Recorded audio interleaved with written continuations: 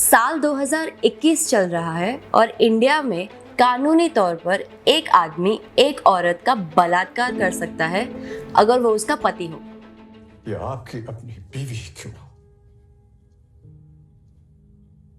No means no. 1900 BCE Babylon में एक पुरुष को किसी की बीवी या बेटी पर जबरदस्ती करने के लिए मौत की सजा सुनाई जा सकती थी, किसी और की संपत्ति से छेड़खानी करने के लिए। पुराने समय में दुनिया भर में शुरुआती कानून बलात्कार को पति या पिता की संपत्ति के खिलाफ किए गए अपराध की तरह देखते थे, न कि महिला के खिलाफ किए गए अपराध की तरह। शादी के अंदर बलात्कार संभव नहीं था क्योंकि एक आदमी अपनी बीवी के साथ जो चाहे कर सकता था क्योंकि वो उसकी संपत्ति थी। लेकिन ये सोच पुराने समय तक ही सीमित नहीं रही। 17वीं सदी में चाहे वो किंग डायनेस्टी हो या ब्रिटिश एम्पायर, भले ही अब कानून में बलात्कार को महिला के खिलाफ अपराध के रूप में देखा जाने लगा, लेकिन वो उसकी पवित्रता के खिलाफ अपराध माना जाता था। और शादी में ऐसा अपराध तो संभव नहीं था क्योंकि एक महिला की पवित्रता भले उसका पति कैसे छीन सकता है।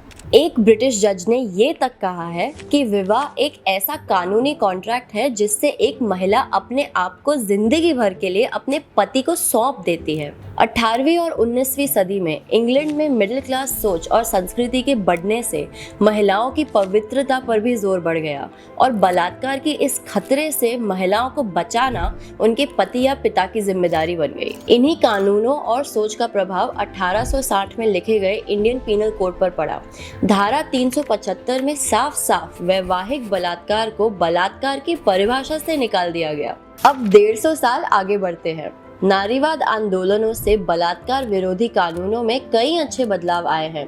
1983, 2002, 2012 और दोबारा से 2013 में। और फिर भी वैवाहिक बलात्कार को खुली छूट मिली है। क्यों?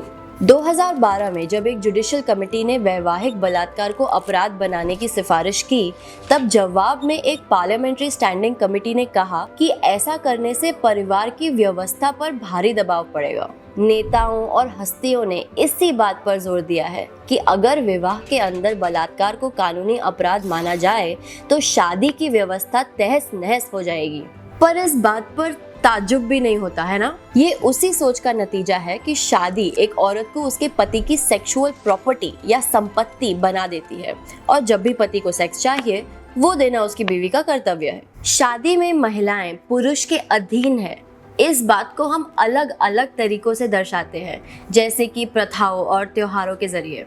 जहां एक तरफ इस अधीनता को एक आम बात की तरह टाल दिया जाता है, वहीं दूसरी तरफ न्यूज़, टीवी शोज और मूवीज इसी सोच पर जोर देते हैं कि बलात्कार और शोषण का खतरा सिर्फ अनजान लोगों से ही रहता है।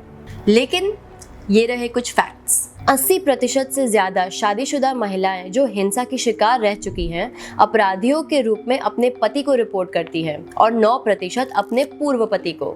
दुनिया के 50 से ज्यादा देशों ने वैवाहिक बलात्कार को गैर कानूनी करार कर दिया है। दुनिया भर में नारीवादी आंदोलन सेक्सुअल कंसेंट पर जोर दे रहे हैं और महिलाओं को हिंसा रिपोर्ट करने के लिए बढ़ावा दे रहे हैं, चाहे अपराधी कितना ही ताकतवर क्यों न हो। और इसके बावजूद इंडिया ने एक पति के अपनी पत्नी का बलात्कार करने के अधिकार को सहेज कर रखा है। वैवाहिक बलात्कार को कानूनी अपराध बनाने की ये लड़ाई सिर्फ कागज पर कानून बदलने की बात नहीं है, ये उस सोच को खत्म करने की है जो आज भी एक महिला को उसके पति की संपत्ति की तरह देखती है, ना कि एक इंसान की तरह जिसका खुद का व्यक्तित्व है।